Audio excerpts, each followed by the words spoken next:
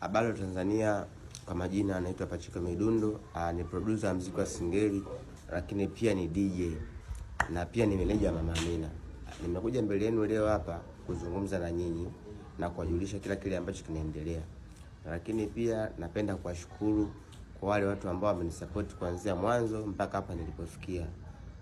Mpaka kufikia hapa nilipo, kuna baadhi ya vitu ambavyo hata mimi pia vinanichanganya, lakini pia nashindwa kuvi maintain kwenye ile lengo ambalo najua hata pia sitoa kwanza wala mimi binafsi.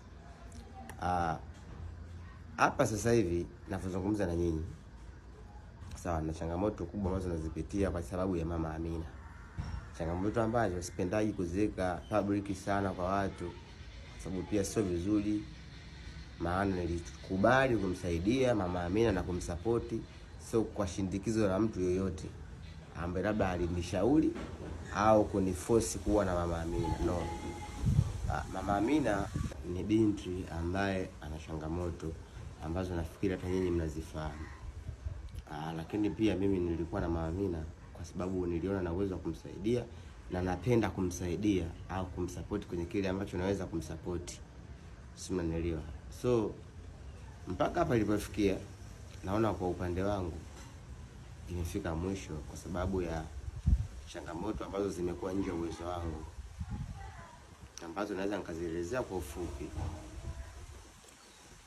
Mama Amina ni binti ambaye ana changamoto la shindikizo la mahusiano. Kwanza nianzie hapo.